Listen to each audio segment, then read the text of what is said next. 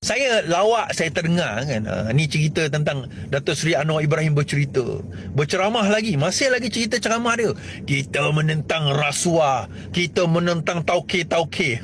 Tuan-tuan, jadi dia bila benda tu, dulu masa kita tak ada kuasa kita bercakap, okey, tak ada kuasa kita bercakap, tak apalah. Ni bila kita dah berkuasa, dia jadi lawak tau. Ada orang tanya saya, dia komen dekat Faizal Rahman punya Facebook kan, konten. Sebab antara yang dimainkan sekarang ini adalah kami ni ditaja oleh Atok Saka. Dia kata ini semua geng-geng yang ditaja oleh Atok Saka. Dia bila dia tak tahu macam mana nak ajak hujah kita, dia cakap macam tu lah.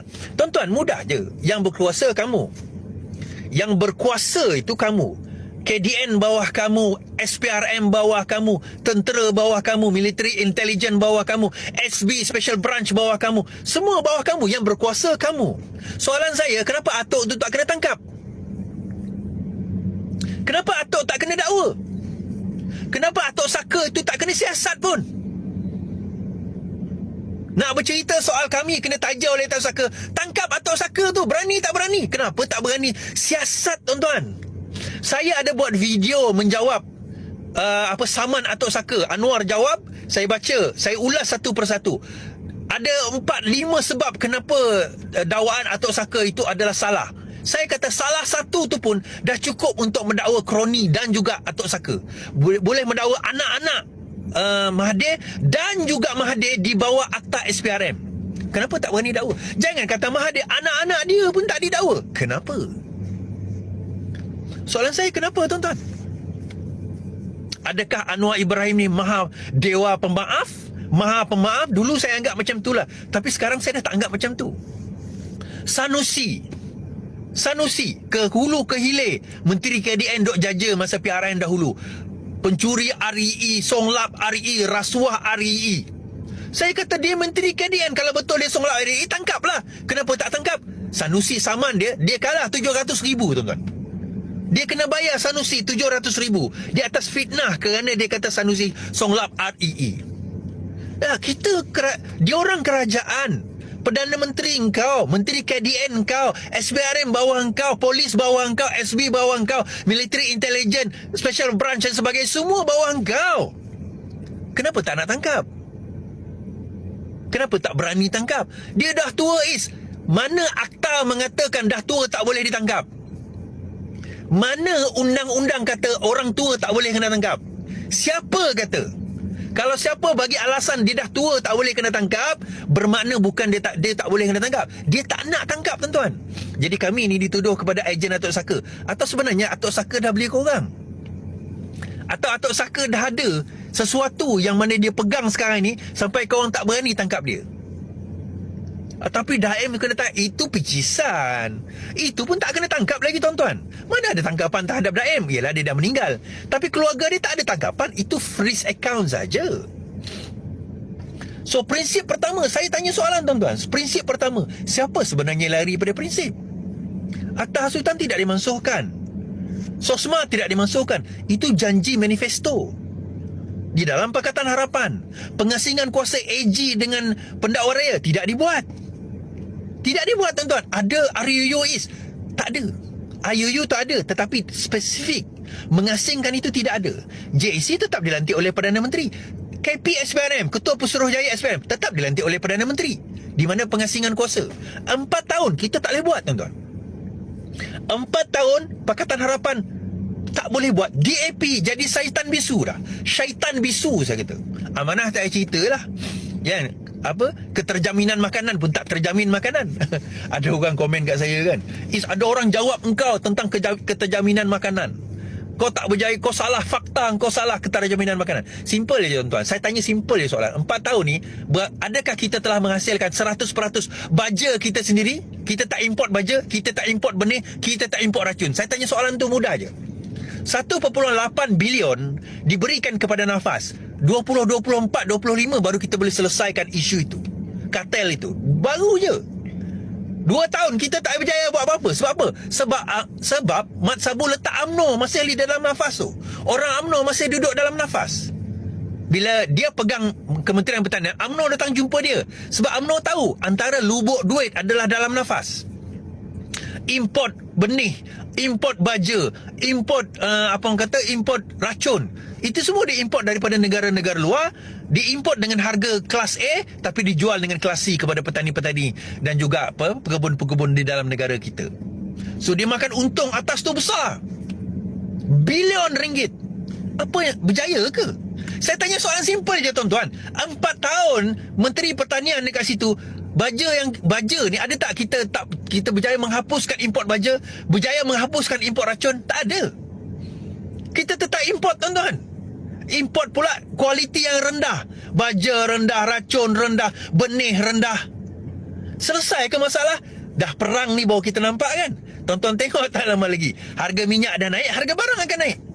Baru-baru ni 2-3 hari lepas, Bank Negara sudah mula, bukan Bank Negara lah, pakar-pakar ekonomi sudah mula mencadangkan supaya OPI itu dinilai semula. Kerana inflasi sekarang ini dah mula meningkat. Minyak diesel di Semenanjung RM3.90. RM3.9 tuan-tuan diesel. Tuan-tuan ingat harga barang takkan naik ke dengan harga diesel macam tu? Kan? Jadi okey, tak apalah.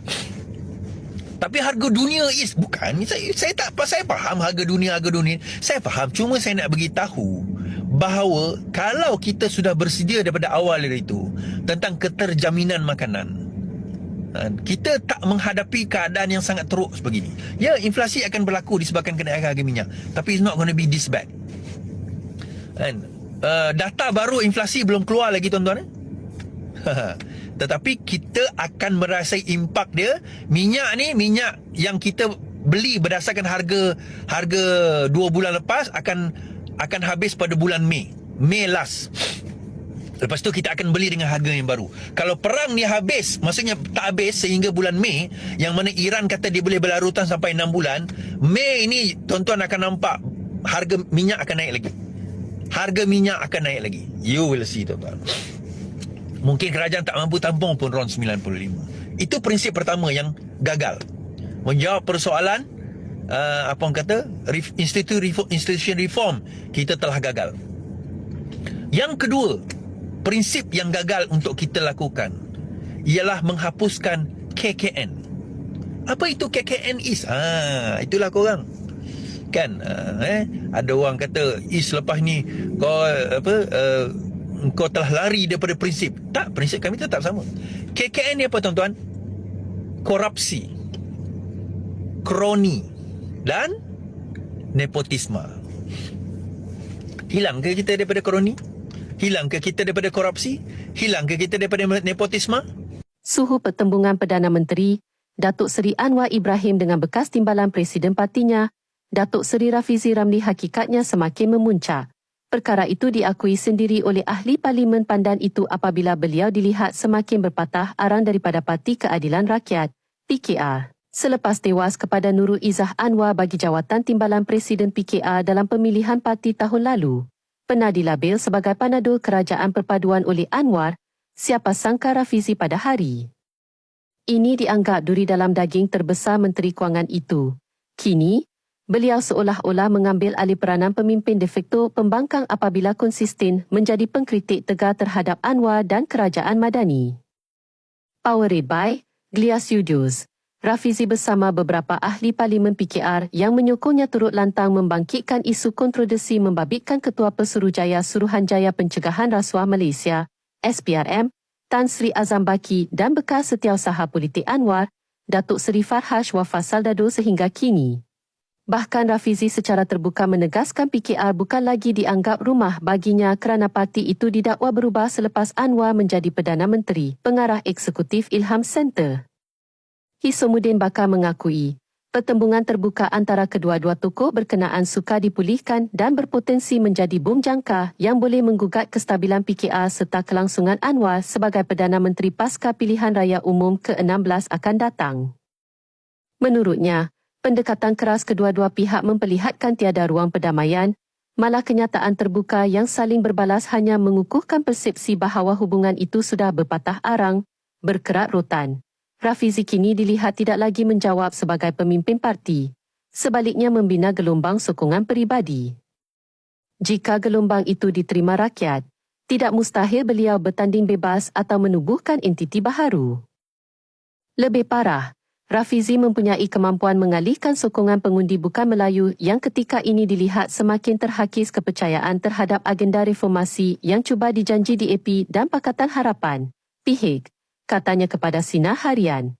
Hisomudin berkata, langkah sedemikian akan menambah kerencaman politik, khususnya di kerusi campuran dan bandar yang menjadi kekuatan PIHIK, dengan isu reformasi institusi, integriti dan accountability yang kembali diangkat Rafizi. Ia berpotensi mengganggu cengkaman PIHIK dalam segmen pengundi muda, berpendidikan dan kelas menengah bandar. Jika tidak ditangani secara berhemah, ia boleh memakan diri kepimpinan kerajaan. Dalam politik bandar, persepsi sangat penting. Ujarnya, di sebalik kempen gelombang penolakan Anwar oleh Rafizi semakin kritikal, Hisomudin tidak menganggap Presiden PKR itu sudah hilang kawalan ke atas parti sendiri dan PIHIK. Bagaimanapun, beliau berpandangan kegagalan Anwar memanfaatkan platform Majlis Presiden PIHIK dan Sekretariat Kerajaan Perpaduan untuk membincangkan isu kontroversi seperti kuil dan azam secara serius menyebabkan beliau seolah-olah dilihat sedang ditekan Rafizi. DAP mahupun UMNO secara berterusan. Saya tidak anggap beliau, Anwar, hilang kawalan. Tetapi kebanyakan keputusan dibuat di peringkat kabinet. Dalam situasi tertentu, kerajaan perlu bincang di peringkat parti atau majlis presiden. Forum kerajaan perpaduan sepatutnya main peranan lebih efektif, katanya. Bagaimanapun, pengasas Pertubuhan Generasi Keadilan, Yusmadi Yusof melihat situasi itu dari sudut berbeza. Menurut beliau, PKR yang telah melalui lebih 2 dekad perjuangan lazimnya mampu bertahan daripada krisis dalaman dan terbukti ketahanannya sebelum ini. Beliau turut berpendapat, Rafizi memfokuskan kemampuan dan pengaruhnya kepada titik tumpuan yang salah apabila beliau dilihat lebih suka menyentuh polemik dalaman parti berbanding agenda reformasi rakyat. Rafizi ada pengaruh dan kepintaran tersendiri. Tetapi beliau hanya akan kekal menang dipandang pada PRU 16 bukan dengan mengkritik Anwar. Sebaliknya dengan menggandakan kerja-kerja untuk rakyat, katanya. Yusmadi pada masa sama turut memuji pendekatan Anwar yang tidak memberikan respons secara langsung terhadap Rafizi.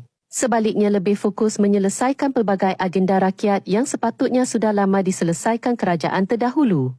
Bagi saya, ciri-ciri pemimpin betul ialah pemimpin yang selalu meletakkan keutamaan betul, yang mana keutamaan itu selalu melangkaui kepentingan peribadi.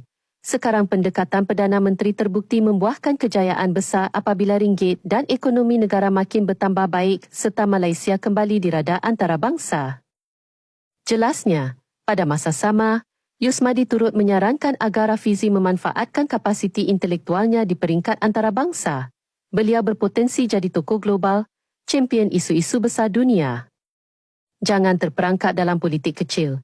Tambahnya, sementara itu, Timbalan Setiausaha Agung PKR, Brian Yeeman berpandangan Rafizi wajar bertanggungjawab terhadap setiap dakwaan yang dibangkitkan termasuk isu melibatkan syarikat Infocase Solution SDN-BHD dan pertikaian dengan pempengaruh Capris.